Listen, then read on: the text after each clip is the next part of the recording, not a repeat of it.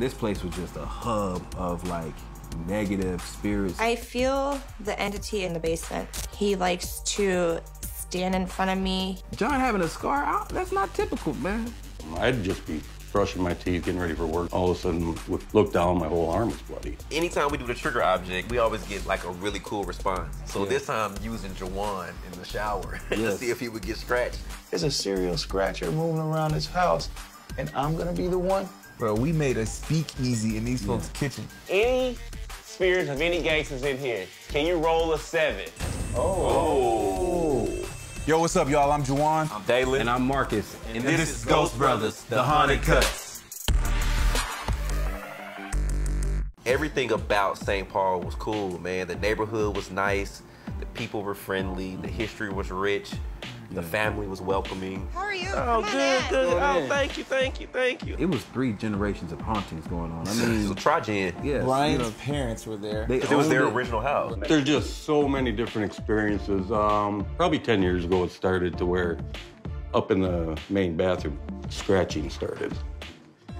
And this is when you guys owned it. Brian and Diana call us. Yeah. And Brian grew up in this house that's been haunted. So what, has he been skeptic the whole time, or he's just been in denial? He stopped being a skeptic and in denial once his kids got involved, you know. I sent my daughters away so my daughters don't get any more scared than they already are. Diana didn't even allow her kids to know that we were coming. Yeah. That speaks to like how sensitive this was to them. We have a couple entities in the home scaring our children. They don't want to go to bed.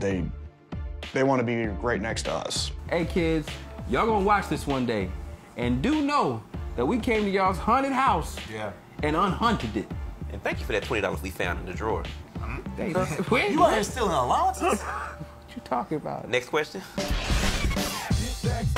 Upstairs had a lot of energy. Downstairs in the basement had a lot of energy. This place was just a hub of like negative spirits. I feel the entity in the basement. I've been down here doing laundry, and he likes to stand in front of me. In our upstairs bathroom, I usually get scratched in my back. Whatever entity was in there, I mean, for it to scratch not only the current generation, but the former generation. John having a scar, that's not typical, man. I'd just be brushing my teeth, getting ready for work or whatever, and all of a sudden would feel wetness running down my arm. Look down, my whole arm is bloody. One of the main concerns Diana had was this shadow figure traveling from the kids' playroom to the laundry room. They do not like going in their playroom to play with their toys, to read their books, color, or do anything. I want just my kids to be happy and feel that they're safe in their own home. The kids wouldn't even go in their room to play. Yeah. How devastating is that? Juwan, it was kind of dope that we got to talk to the mayor, you know, and you got to do the research. So Alpheus Beatty Stickney came here in the 1800s and brought the stockyards as a halfway point to Chicago. It was very interesting that he gave us the information about the slaughterhouse and how, you know, typically there would be a lot of, you know, deaths. For them to even know that their property was a part of like that immigrant community, it makes for more of the story, you know? Okay. I keep hearing Mike. Military? Ex-military. We had the name Mike, and we had the word military come up on our equipment during the investigation. I was doing some research on some of the original homeowners, and on that property, there was a guy named Mike living there. Shut up. He was Russian. He was an immigrant. He was also in the military. I was just piecing the story together. Wasn't trying to reach, but those are just coincidences that I'm finding. That Wabasha Street Caves, bro, was probably one of the most interesting places I've ever been in my life. They were a speakeasy during the Prohibition era. Caves like this run up and down the riverbanks of South St. Paul and were great hiding places for gangsters avoiding the police. Everyone came in and shared a drink in this space, so to be in that area, it felt like we was thrust back into time. There was actually even a murder that happened in the caves, and there's still bullet holes in the wall from a Tommy gun that was sprayed down there. Anytime we do the trigger object, we always get like a really cool response. So this time, using Jawan in the shower to see if he would get scratched. There's a serial scratcher moving around this house, and I'm gonna be the one. It's unbelievable, boy, I tell you. I think it worked out like way better than we thought it was because we actually got his name on the spirit box. On the spirit box. Did he say Joel? Holy. Oh my gosh. There's nothing common about Juwan. I think Juwan might be the second Juwan that I met. And so for that to come out the spirit box, like it ain't no mistaking that. Ain't no mistaking that.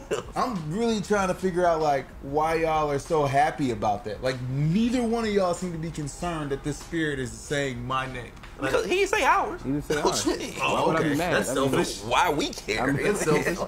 You need to be concerned. I was. I think it was cool to bring in Reginald because how often do you get to see a black medium? How many spirits are you feeling? Right now, I'm definitely feeling 3. Could it be a bit more? Man, I'm glad you're here. Yeah. We got some stuff to get into there. Yeah, definitely. Then we were in the master bedroom, and this is where I was like, okay, Reginald, you're a professional.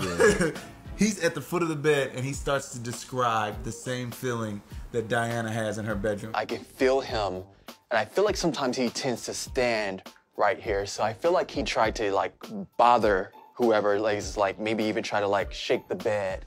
Because for some reason I felt that. And I'm looking at him like, oh, okay. Yeah, you the real deal. So I took him to the basement. I was like, all right, if you the real deal, tell me what goes on in the basement. I feel really creeped out because I feel like eyes are constantly on me. I can literally feel this guy like mean mugging me. And I'm like, all right, bro, come on. I need you on this investigation because we're putting these skills to good use tonight. I honestly think this energy would really be active if it was one person by themselves. I'll stay down, I guess. Then. You want to do it? I don't, but I mean, I will. Y'all got to go upstairs, and I'm downstairs in the basement by myself. We paying Reggie. He should have been down there. Right. God, dog, it's talking about suggest me. Nah, bro, you the new one on the squad. We're notorious for our visual provoking. So how can we be in a city known for gangster activity and gambling and bootlegging and all the good things that happened back in the day, and we not recreate it? You guys enjoy your night, spend your money, and drink your drink. Bro, we made a speakeasy in these folks' kitchen. That was probably one of the funnest things we ever done. Yeah. Do you think we got activity out of that visual provoking? Any spirits of any gangsters in here, can you roll a 7? Creepy? Oh. Could have just been recognizing us. Yeah, that's what it was. They saw us. They knew what it was. They know when the gangsters hit the room.